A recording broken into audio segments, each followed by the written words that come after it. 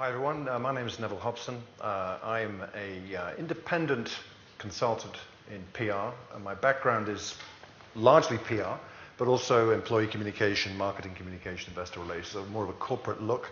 I've worked for large agencies, I've worked for management consultants, I've worked for software companies in the corporate role, and for myself.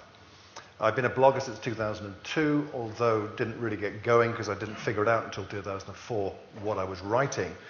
I started a podcast in 2005 with a colleague in the States, Shel Holtz, that was, I think, the first in the communication business. And we're talking about, Keith used some interesting points I think he made there, which have triggered a thought in my mind in particular, on engagement, joining the conversation. Bernard talked about crisis. And I think we've got a big crisis in the PR profession, let alone for our clients, which is pitching. PR spam, and that is something that concerns me greatly when I hear PR people talking about joining the conversation, talking about engaging with people, and yet what I'm seeing is clueless practitioners in practice. And I think this is a crisis. This is a big issue. If we can't do it right, how on earth are we going to be able to engage properly on behalf of our clients or behalf of our employers if we're the PR manager for our company? I'm talking about the crap that comes by email mostly, to the extent that Chris Anderson of Wired magazine last October outed 300 email addresses in the clear on his blog. Great stuff for all the real spammers out there who harvest email addresses, identifying individuals in PR agencies who, in his view, are spammers. Early last month, Gina Trapani, the editor of Lifehacker.com, created a wiki called the PR Spammers Wiki, where anyone can go in there and add a whole domain of a PR agency. You should see who's in there right now. Is it fair? Of course it's not. And yet these are two very influential journalists in the mainstream media who are so pissed off with this that that's what they've done. I think they're not doing it right. I believe that we ought to get our acts together as PR practitioners individually. It's our responsibility. I think the agencies have a role to play in training people on simple PR 101. This is not about blogger relations or media relations. This is about common sense in how you use that database listing you've got from Vocus or Cision and just blast out those 500 emails. I get them every day, and I'm not even a journalist, and I don't write a blog for my day job. I get about 10 a day. Which luckily McAfee picks up most of them because it sees them as spam. So imagine what journalists are getting. No wonder journalists that I know, most of them think PR is kind of lower down the food chain than even lawyers and estate agents. So, we've got a crisis on our hands in the PR profession if we are to be taken seriously. And I'm painting a pretty bleak picture deliberately because I want to know what you all think, whether you agree or not, and I hope someone disagrees because I want to hear some evidence that that isn't the case. I know a great many, and I mean by great many, I can count them on two hands, PR folk who I admire enormously because they are doing it right. They are getting it right. I've had a couple of instances and experiences, and I've written about it on my blog, where someone's got it right, and I've written about it because it's great. I prefer not to write about the bad ones, partly because there are too many of them and I don't have time. But engagement, joining the conversation, or as Michael mentioned earlier, which I thought was a very interesting point, you don't have to join the conversation. But linking it back to what Keith said and how Bernard started out, when you really do need to join the conversation, you suddenly find that all your friends aren't there because you don't have any, because they see you as a spammer. So we have a crisis on our hands in the profession. Drew, sorry. No. So if Neville talks about a crisis, I suppose I'm the person at the coalface trying to fix it. I'm Drew Benvey. I work at a PR agency called Hotwire. So I work with people trying to communicate brand messages out to the media. Broadly, the picture is that every UK newspaper is losing readership month on month. In April, on average, 2.5%. 5 out of the top 10 traffic websites in the UK are social and not the traditional editorial controlled website. And so we as PR practitioners have got clients to deal with who want to get a message across to their target markets.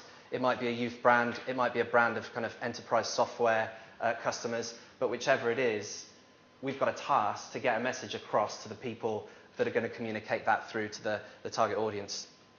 And to do that, we have to speak to bloggers. We have to understand how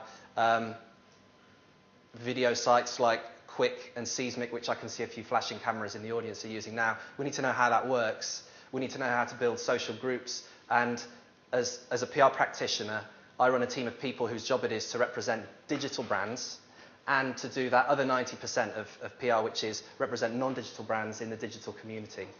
So we have to learn new skills as PR people, and we have to deal with a new way of communicating, which is not from old school PR 101. And I suppose I'm here to address everyone's concerns about what they think about the PR profession, representing brands to you guys.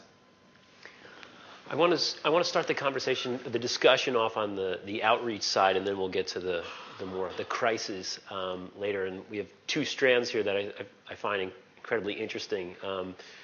Both of them have to deal with reputation and credibility, because of course our actions as we go forward, there is a history and a history that can be both recorded and visible, that our actions and what we do online will continue to go with us. The area that I find most interesting that you've all brought up here is the idea about outreach. There is a moment here where a brand has to decide there is an incredibly influential area that's beyond mainstream media. So it always comes to the question, well, who are they? And just how credible are they? Do we need to engage with these people? And if so, is there anything to learn about who to engage with, who not to engage with, what to do, what not to do in this situation? And Alan, if I could start you off with that idea with blogger outreach. I mean, I think the way that we approach this is to try and, well, first of all, understand the level of influence that any person who we'd be looking to engage with would have. And, you can do that through a number of kind of technology methodologies. But really, there's no substitute also for just reading what people are saying and seeing if you think that's going to be a relevant fit for the brand that you're trying to represent.